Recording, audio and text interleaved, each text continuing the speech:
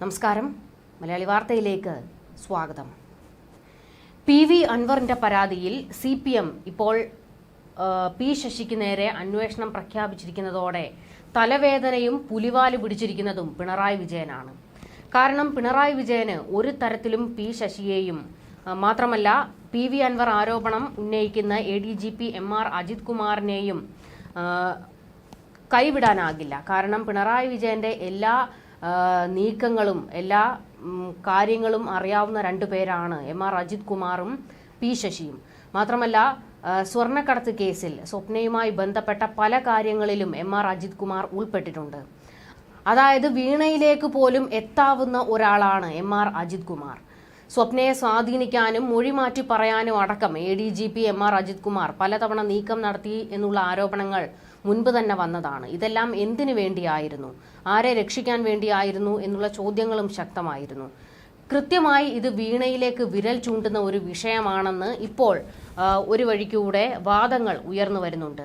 മകളെ രക്ഷിക്കാൻ വേണ്ടിയാണല്ലോ പിണറായി പലതും ചെയ്തു കൂട്ടിയിട്ടുള്ളത്.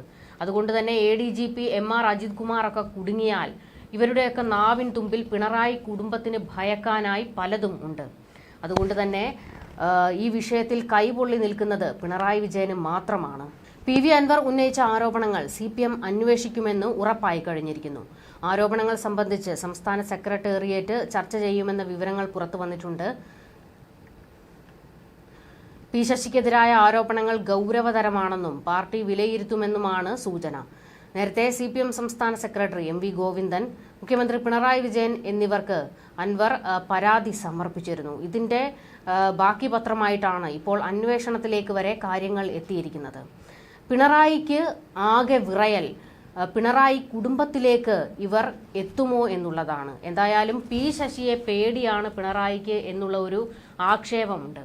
ആ ആക്ഷേപം ഉറപ്പിക്കുന്ന ചില നടപടികളാണ് ഇപ്പോൾ ഉണ്ടാകുന്നത്. അതായത് ഈ വിഷയത്തിൽ ശക്തമായ ഒരു നിലപാട് CPM ഇനി P ശശിക്കെതിരെ സ്വീകരിക്കുകയാണെങ്കിൽ പിണറായി വിജയനും MV ഗോവിന്ദനും നേർക്കുനേർ പോരിലേക്ക് വരുന്ന ഒരു ഘട്ടമുണ്ടാകും. പിണറായി വിജയനെ സംബന്ധിച്ച് P ശശിയെ വലിയ തലപ്പൊക്കത്തിൽ ഇരുത്തുക തന്നെ വേണം. അത് പിണറായി വിജയന്റെ മാത്രം ആവശ്യമാണ്. കാരണം ഭയക്കാൻ പലതും P ശശിയുടെ നാവിൻ തുമ്പിലുണ്ട്. എന്നാൽ MV ഗോവിന്ദനെ സംബന്ധിച്ച് മുമ്പോട്ടുള്ള ഗോവിന്ദന്റെ യാത്രയിൽ വലിയൊരു തടസ്സം P ശശിയാണ്.